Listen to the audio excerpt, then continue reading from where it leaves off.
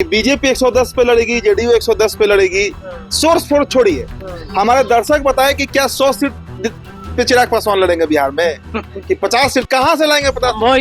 50 को प्रत्याशी कहां से लाएंगे? पहले ही बताइए कि गोविंदगंज से सिटिंग एमएलए है सुनील मनी तिवारी, बीजेपी के हैं, सीटवा खाली करेंगे वो? उसके लिए क्या चिराग पासवान लड़ने जा रहे हैं क्या भारतीय जनता पार्टी से? बीजेपी की मर्जी अगर होगी तब वो सीट मिल सकती है लोजपा रामविलास को। लोकसभा चुनाव और विधानसभा चुनाव अलग अलग चुनाव है। लोकसभा का चुनाव प्रधानमंत्री के चयन के लिए होता है, भारतीय जनता पार्टी उसमें कोई रिस्क नहीं लेना चाहती है। अगर इस बार चिराग नहीं रहते बीजेपी के साथ तो शायद ये जो 30 का आंकड़ा है ये और कम हो गया रहता। लेकिन अब हमको बताइए कि अब भारतीय जनता पार्टी, और देखिए एक बात, जिस तरह का परिणाम 2024 के लोकसभा चुनाव में आया था उसके बाद लगा कि इंडियन पॉलिटिक्स में एक बड़ा चेंज होने जा रहा है।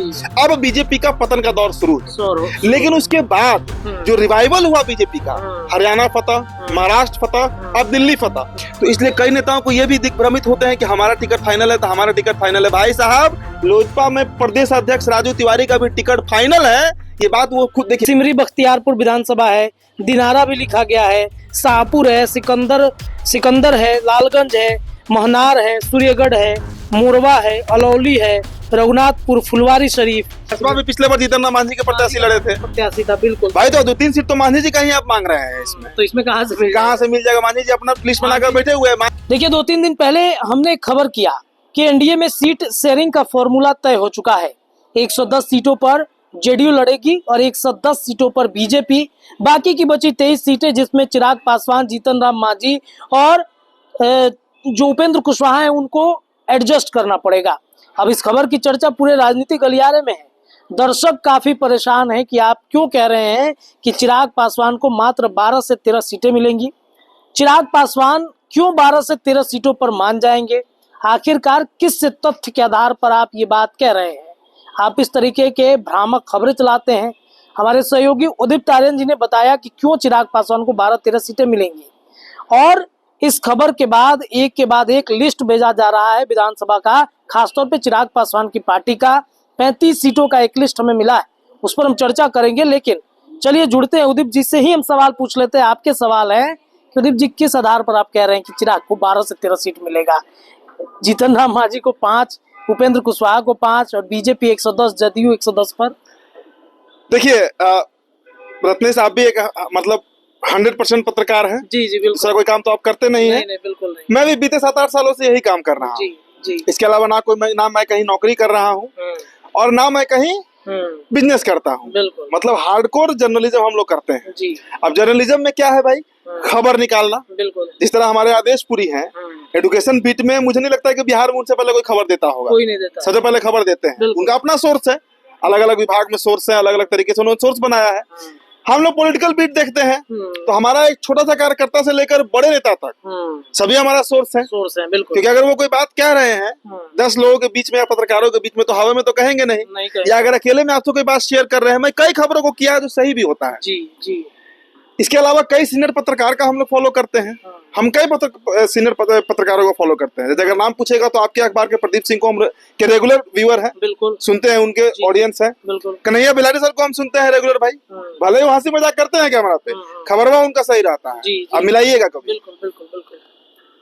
सरोज सर को सुनते हैं, ये स्टार टीवी वाले, कैपिटल टीवी बिहार। देखिए, हम नाम सब चैनल का इसलिए ले रहे हैं क्योंकि ये लोग हमारे सीनियर हैं। चलिए, अब ये खबर जो है कि बीजेपी 110 पे लड़ेगी, जेडीयू 110 पे लड़ेगी, सोर्स छोड़िए, हमारे दर्शक बताए कि क्या 100 सीट पे चिराग पासवान लड़ेंगे बिहार में कि 50 सीट कहां से लाएंगे?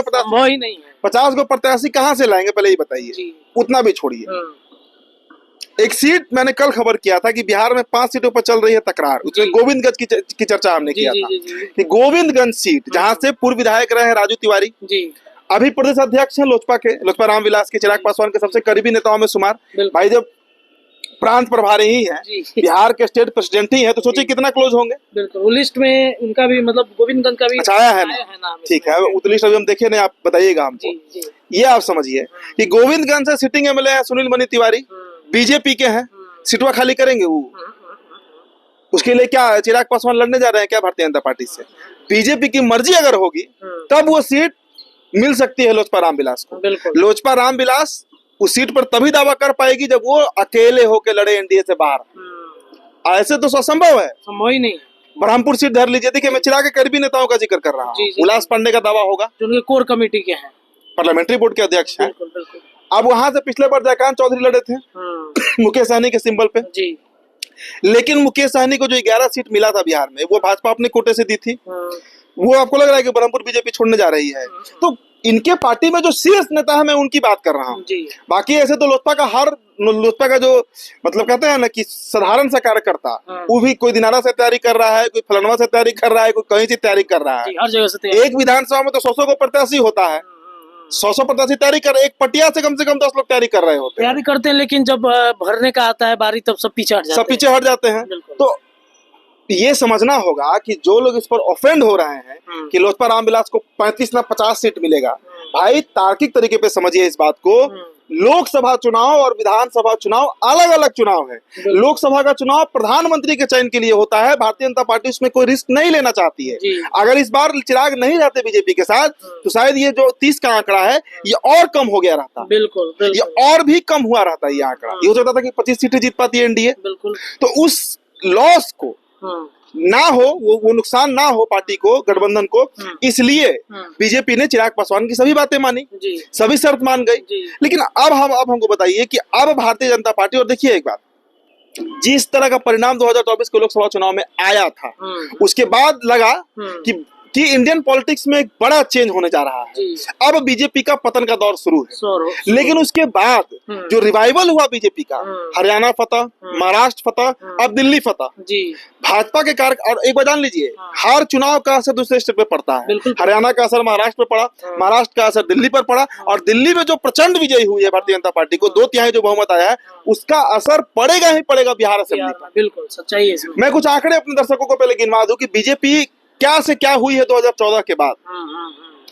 त्रिपुरा आप पहले पकड़िए, एक विधायक नहीं भारतीय जनता पार्टी का जीता था, आज त्रिपुरा में बीजेपी का सीएम है। बिल्कुल अकेले बीजेपी को बहुमत है, और गठबंधन वहां जो बना है एनडीए का, उसमें 2/3 बहुमत है। रत्नेश, आसाम पकड़ लीजिए आप, दूसरी बार सीएम बना भारतीय जनता पार्टी का हेमंत बिस्वा शर्मा।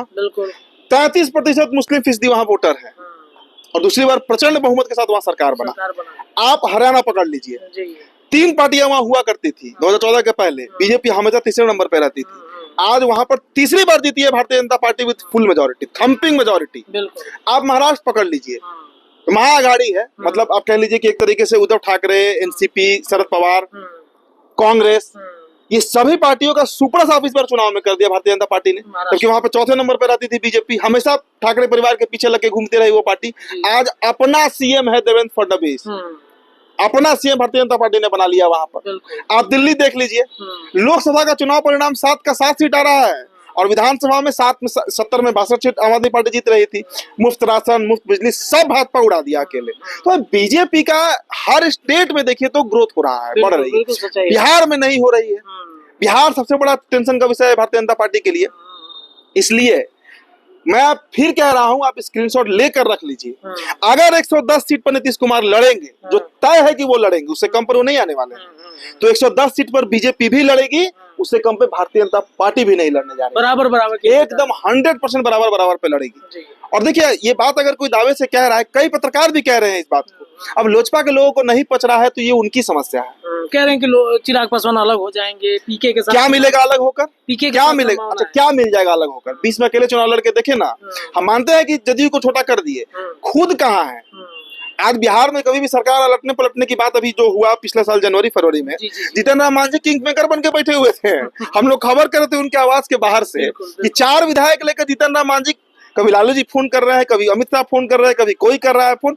ये मतलब अपना वजन बढ़ाए हुए थे जितेंद्र राम मांझी, 4 विधायक। और इसी में चिराग को पूछ रहा था, एक विधायक इनका स्टेट में नहीं है, एक विधायक इनका स्टेट में नहीं है। अगर इस बार भी हो जाकर लड़ेंगे पीके के साथ, तय है कि एक भी सीट जीतेंगे नहीं, तय है कि नहीं जीतेंगे। समीकरण ही नहीं है कि जीतेंगे, वो समीकरण ही नहीं है कि चिराग जीत पाएंगे। अच्छा, एक बार से रत्नेश बस कंप्लीट कर रहे हैं, केंद्र का मंत्रिमंडल से बाहर हो जाएंगे, विपक्ष में चले जाएंगे, बीजेपी का 5 सांसद कम होगा एनडीए में, वो तुरंत उनको जोड़ लेगा, शरद पवार तैयार बैठे हुए हैं आने के लिए अपने 8 सांसदों के साथ। बेटी उनके केंद्र में मंत्री बन जाएंगी, सुप्रिया सुले। तो भाई बड़ा सीधा समीकरण है राजनीति का। और चिराग इतने अबूझ नेता नहीं है, बहुत सेंसिबल लीडर है, बहुत अच्छे से वो परखते हैं चीजों को। अभी वो बीजेपी से कहीं अलग नहीं जा रहे हैं, कहीं नहीं जाएंगे अलग। अच्छा, वही मैं पूछ रहा था कि चिराग की अपनी एक अलग राजनीति है, वो अपने हिसाब। जब 35 सीट बताइए ना, हाँ, वो हम बोल रहे हैं चिराग अपना एक अलग राजनीति करते हैं। उनके कार्यकर्ताओं को लगता है कि चिराग अलग हो जाएंगे मोदी से अगर सीट कम मिल गया तो। ये उनके कार्यकर्ता हल्के में नहीं ले लेते चिराग पासवान को। देखिए, Chirag Paswan welcome to all करते रहे हैं शुरू से। मतलब 2020 से वेलकम टू ऑल, सबसे वो मिलते हैं, सबसे वो बातचीत कर लेते हैं। तो इसलिए कई नेताओं को ये भी दिग्भ्रमित होते हैं कि हमारा टिकट फाइनल है तो हमारा टिकट फाइनल है। भाई साहब, लोजपा में प्रदेश अध्यक्ष राजू तिवारी का भी टिकट फाइनल है। ये बात वो खुद देखिए, हमारा बड़ा निजी संबंध अच्छा है राजू तिवारी से, हम झूठ क्यों बोले, बड़े भाई जैसे हैं, हमको बड़ा, हर पत्रकार को वो मानते हैं। ये तो है ना कि बड़ा सामाजिक लोग हैं वो लोग, इसमें इसलिए उनके खिलाफ हम क्यों बोले, और वैसा कुछ करते भी नहीं खिलाफ बोले। लेकिन ये बात को हम झुटलाएंगे नहीं कि राजू तिवारी जी भी इस बात को इनकार नहीं कर सकते हैं कि वो दावा नहीं ठोक सकते हैं कि उनका गोविंदगंज फाइनल है। इसलिए आपकी बात पर मोहर लग रहा है, क्योंकि मुझे याद है कि लोकसभा भी वो चुनाव लड़ना चाहते थे, लेकिन कई नेता थे भाई, रेणु कुशवाहा थी, डॉक्टर अरुण कुमार थे, वो तो खैर छोड़ दिए, उस समय बीत गया। अल्टीमेटली फैसला तो चिराग पासवान को लेना है ना। बिल्कुल अल्टीमेटली तो फैसला चिराग पासवान लेंगे कि क्या करना है नहीं करना है। अगर 12-13 सीट उनको मिल जाए तो ये तो तय माने कि बिहार में चिराग पासवान के 10 विधायक बन जाएंगे। उसमें हो सकता है कि 2 मंत्री भी बन जाए। तो चिराग के लिए कहाँ नफा नुकसान है इसमें? कोई नुकसान भी सिर्फ नफा ही अगर देखा जाए तो क्यों नहीं तैयार होंगे? केंद्र में मंत्री है ही, 5 सांसद उनका है ही, और बिहार में 10 विधायक अगर जिता भी लिए तो उनको कायदे से 2-3 मंत्री भी बना देंगे तो कोई। बिल्कुल, वही तो हम कह रहे हैं कि 0 से 10 विधायक हो जाएगा, 2 मंत्री बन जाएगा उनका बिहार सरकार में, एक चलती हो जाएगी उनकी। यहाँ पे क्षेत्रीय स्तर पे भी उनका पार्टी का विस्तार हो जाएगा।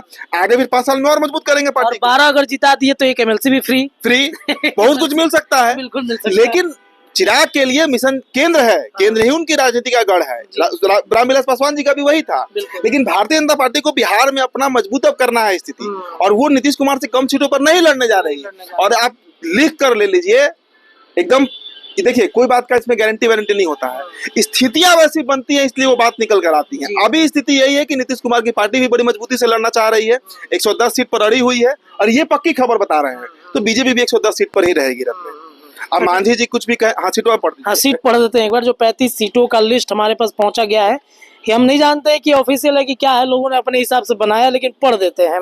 गोविंदगंज विधानसभा है, ब्रह्मपुर है, यहाँ से राजू तिवारी, हुलास पांडे 2 व्यक्ति की चर्चा है।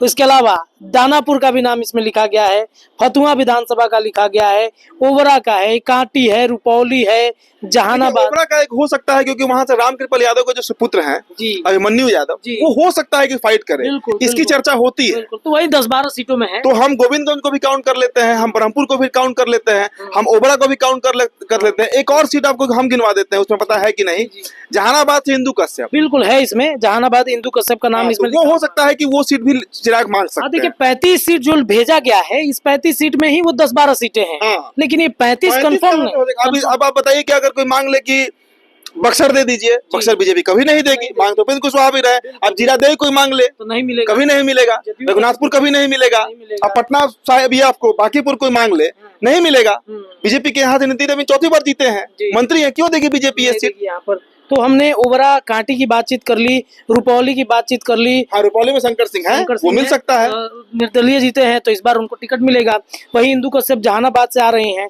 गायघाट विधानसभा है, संजय सिंह महुआ विधानसभा, इनका नाम भी बाकायदा लिखा गया है। सिमरी बख्तियारपुर विधानसभा है, दिनारा भी लिखा गया है, शाहपुर है, सिकंदर है, लालगंज है, महनार है, सूर्यगढ़ है, मोरवा है, अलौली है, रघुनाथपुर, फुलवारी शरीफ, इसके अलावा मटिहानी, राजा पाकड़, तेघड़ा, कुटुम्बा, संदेश, राजगीर, रोसड़ा, मांझी, बेलसंड, बोचहा, जीरादेई। जहाँ तक मुझे याद है अभी मौजूदा वहाँ से कांग्रेस के विधायक है राजेश राम जी। और वहाँ से पिछले बार जीतन राम मांझी के प्रत्याशी लड़े थे। मांझी जी का दावा भी होगा वहाँ पर, इस बार फिर दावा करेंगे। अच्छा, एक सीट लिखा गया है बेलसंड। यहाँ पर बेलसंड के बारे में बता दें, ये उपेंद्र कुशवाहा की पार्टी मांग रही है। तो वो कहाँ से मिलेगा? अब राजगीर का भी आप नाम ले रहे हैं। राजगीर आपको लगता है कि जेडीयू देने वाली है? जेडीयू अपना कोटा से एक भी सीट इसमें से नहीं देने जा रही है चिराग पासवान। 2020 में नोट कर लीजिए, हरवाने का काम चिराग पासवान की पार्टी कैसे दे देगी जनता दल यूनाइटेड। और नीतीश कुमार ने कह दिया है रत्नेश कि भाई 110 सीट हमारा जो है, बाकी 133 सीट में बीजेपी जिसको जो देना चाहते हैं दे दे। अच्छा, बोचहा सीट भी इसमें लिखा हुआ है। अब बोचपा से लड़ती है बीजेपी की प्रत्याशी, लेकिन मैं उनका नाम अभी भूल रहा हूँ। अब इसी बार लड़ी थी। जी जी जी। रिजर्व सीट है ना बोचहा, मुजफ्फरपुर का, वहाँ से कोई पासवान जीते हैं। मैं नाम अभी भूल रहा हूँ, मुझे माफ कीजिएगा। अमर पासवान, बिल्कुल, जो आरजेडी से विधायक है, और वहाँ से लड़ती है। मैं उनका भी नाम एग्जैक्टली याद नहीं आ रहा। कहने का मतलब है कोई बीजेपी का सीट है, वो पारंपरिक रूप से वो नहीं मिलने जा रहा है ये सब सीट। बिल्कुल, अपने मन से कुछ भी कोई लिस्ट बनाते रहे, पार्टी में बैठ के दिन में सपना देखते रहे तो उसके लिए किसी पर कोई रोक नहीं है। चलिए और सिर्फ 2-3 गो पढ़ देते हैं। जीरादेई की बात हो गई, रजौली की हो गई, शेखपुरा हो गया, कस्बा हो गया, जगदीशपुर हो गया, और परास कस्बा में पिछले बार जीतन राम मांझी के प्रत्याशी लड़े थे, प्रत्याशी था। बिल्कुल भाई, तो 2-3 सीट तो मांझी जी का ही आप मांग रहे हैं इसमें। तो इसमें कहाँ से मिल जाएगा? मांझी जी अपना लिस्ट बनाकर बैठे हुए हैं। मांझी जी का लिस्ट जान लीजिए, हमको 2-4 सीट का नाम पता है। बाराचट्टी, अभी जो उपचुनाव हुआ इमामगंज, कस्बा, कुटुम्बा, गया, ये सब सीट थोड़ा छोड़ने जा रहे हैं मांझी जी, नहीं छोड़ेंगे। बिल्कुल, तो ये सब अपने मन से लिस्ट बना लेना कि फलाना पार्टी से हमारा पार्टी यहाँ से तैयारी कर रहा है, वहाँ से तैयारी कर रहा है। तैयारी तो भाई 243 सीट पर पशुपति कुमार पारस भी कर रहे हैं। कर ही ना रहे हैं, वो तो दावा कर रहे हैं कि हम कर रहे हैं तैयारी। मांझी जी भी तैयारी कर रहे हैं सब सीट पर, बिल्कुल, कुशवाहा जी भी तैयारी कर रहे हैं। अच्छा, इनका तो पेच यहीं फंस गया खगड़िया में, जो डॉक्टर संजीव है, जिन्होंने कितना वो देख लीजिए, वो तो पेच पहले ही फंसा दिया। अब क्या लग रहा है कि डॉक्टर संजीव अपने मन से बोल रहे हैं, बिना अगर ऊपर से आज नीतीश कुमार फोन कर दे तो वो नहीं बोले। नीतीश कुमार के वो हनुमान कहे जाते हैं जी। बोलने में एकदम फोकल है, डॉक्टर कहते हैं सब चीज का, छोड़ी ना, अपने ही गठबंधन के अपने ही नेता को जितना बात वो कह दिए ना, जितना बात उन्होंने कह दिया राजेश वर्मा के बारे में, मुझे नहीं लगता है कि अगर सच में गठबंधन नहीं रहता तो ये मतलब गाली गलौच हुआ है। सहन शक्ति क्या नहीं बोले हैं डॉक्टर संजीव, क्या नहीं बोले हैं राजेश वर्मा, कुछ बोला है उन्होंने। उतना तो भाई पत्रकार बर्दाश्त नहीं करेगा। इतना बात की गाली से लेकर सब की सांस उठा लेंगे, ये कर देंगे, कुत्ता गीदड़, अब पता नहीं क्या क्या, सब तक बोल दिया, सब बात ही बोल दिया गया। माफ कीजिएगा, हम मेरा ये शब्द नहीं है और हम किसी नेता को ऐसा नहीं बोल रहे हैं, बर्दाश्त लायक शब्द नहीं है। इस वजह से आपको लग रहा है कि जेडीयू झुकने वाली है एक भी सीट पर, नॉट ऑन सिंगल सीट। तो देखिएगा, ये तो रण होगा। लेकिन चिराग, मैंने कहा कि सेंसिबल है, बहुत सेंसिबल है, वो जानते हैं कहाँ झुकना है और कहाँ हमको अड़ जाना है अपनी सीटों के लिए। लोकसभा में अड़ गए, विधानसभा में झुक गए। चलिए, याचना नहीं, अब रण होगा। एनडीए गठबंधन में सीट बंटवारे को लेकर यही पेच फंस रहा है। लेकिन जो 35 सीट की दावेदारी, जो लिस्ट भेजा जा रहा है, जो भी दर्शक कमेंट कर रहे थे, जो हमें मैसेज कर रहे हैं, फोन कर रहे हैं कि भाई किस आधार पर आप खबर चला रहे हैं, तो हम लोग भी विशुद्ध रूप से पॉलिटिकल पत्रकार ही हैं।